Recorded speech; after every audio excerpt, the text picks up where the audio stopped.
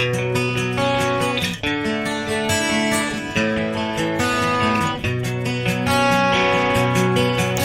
good morning mga kalakwatsero. So ngayon mag-update na naman tayo din sa may SM Santo Tomas. Ayan. So maraming mag-message sa atin, no? So matagal na tayong hindi nakapag-update sa SM. So maraming excited kung ano na naman lang nabago o nadagdag sa SM Santo Tomas. So timing, no? Galing tayo ng Banyadero, Tanawan. So madaanan naman din yung SM. Ayan. Puntahan na lang natin mga kalakwatsero. So ngayon nandito tayo sa may Santo Tomas City proper, sa kaloob-looban ng Santo Tomas. So timing din, magandang panahon kasi may bagyo na naman, no? Parating ngayong weeks na to. Maybe sa Monday may bagyo na naman. Ako, maulan naman tayo ngayong Lunes.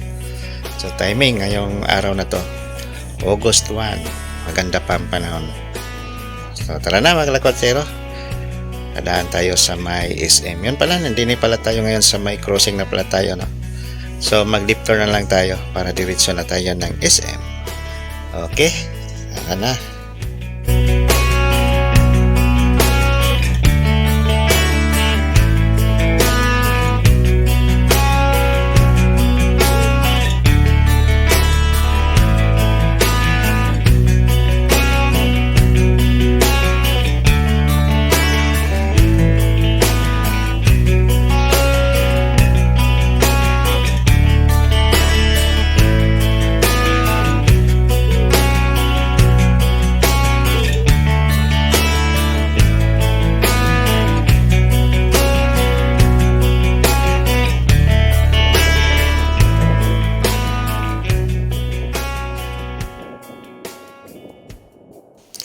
Kaya na, dito na tayo sa may Lianas Department Store mga kalakwatsero.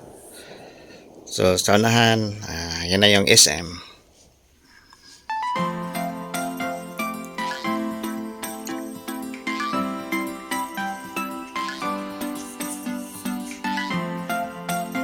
So yan, ito na yung aerial video natin sa SM Santo Tomas mga kalakwatsero. So tapos na ang third floor, no? May bubong na. Ayan, almost finish na talaga siya. Ayan. So napansin nyo may butas dyan sa gilid.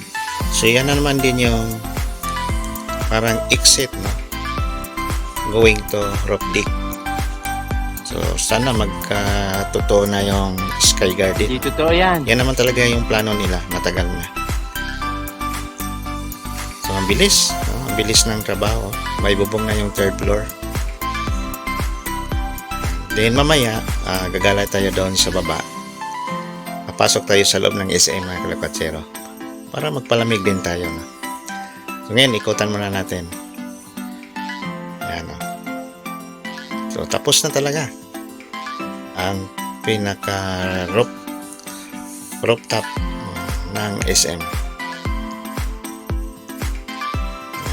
So maraming mga boutique na naman yan, no? Na mag-o-open doon sa may third floor. Marami na naman mga tindahan o kainan. Yan ang abangan natin. So ngayon papasok tayo din sa may SM City Santo Tomas. So ngayon is Saturday, August 1. Then showing ngayon ng Spider-Man. Yan, no? Kaso lang wala tayong pera, wala tayong budget. Mahal ngayon ang movie. 600, maybe mga nasa 600 per head. Sobrang mahal mga kalakwatsero, wala tayong budget. So dito muna tayo. So ito na yung pinakagitna ng SM. Napaganda talaga itong SM Santo Tomas, no? Mga world class talaga ang dating. Sa dami nating SM na napuntahan, isa talaga sa pinakamaganda itong SM City Santo Tomas na kalakwatsero. Yan ang ganda. Super ganda. Parang nasa ibang bansa tayo. Tingnan na yan, tanaw natin yung third floor. So excited tayo kung anong mga tindahan na naman dyan, mga butik, kainan, kahit anong mga ano dyan. So yan ang abangan natin, lalo na ngayong beer months. Sisigurado yan, this year yan, mayroon na yan. Din sa ngayon, hanapin natin yung hagdanan mga lakwatsero papuntang third floor. Nandiyan na rin yun, tapos na rin.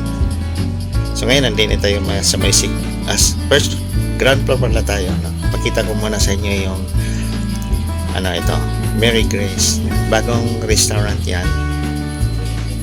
Parang dati yan ay pancake. Hindi ako sure ng mga lakwatsero. Pero ngayon, Mary Grace na siya. Tapat niya yung Starbucks. Yan, ang Starbucks. Sa kabila. Yan.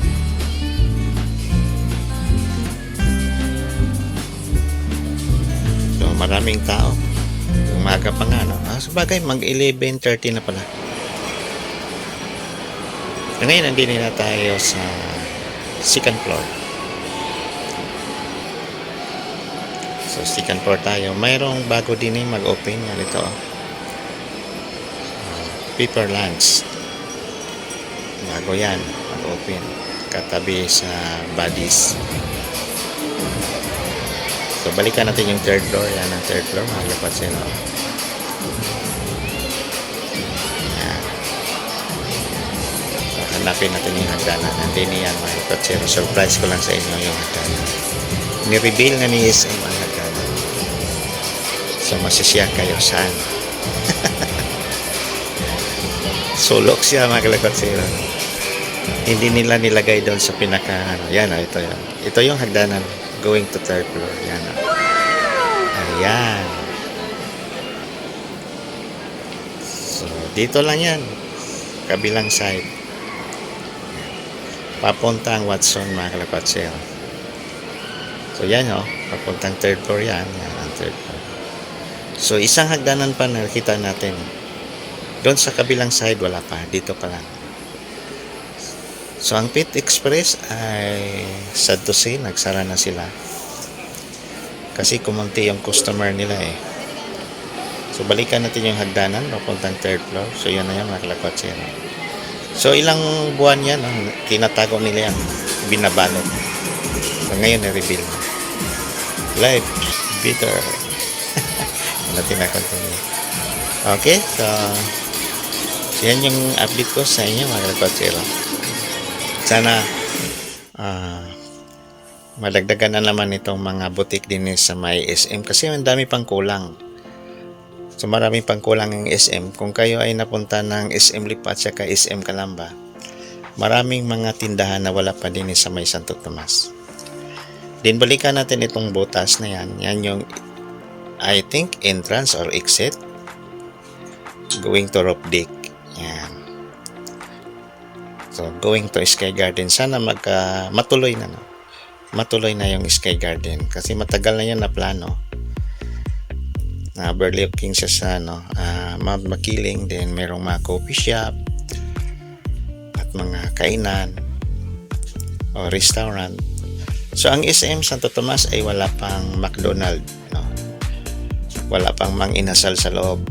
Ang nandoon ay Jollibee. Parang walang, may KFC pala. Jollibee and KFC. Chowking meron. So, McDonald at saka Mang Inasal ang wala dyan sa SM. So, nalabas pa tayo din sa kabilang side kung tayo ay Mang Inasal. Katabi ng BYD. So, bago tayo uwi, gala muna kayo din sa Santo Tomas. Yan pala, shout out natin ang ating mga kaibigan ng mga Topansino, na nasa ibang bansa. Lalo na kay Pastor Bray Banatlaw.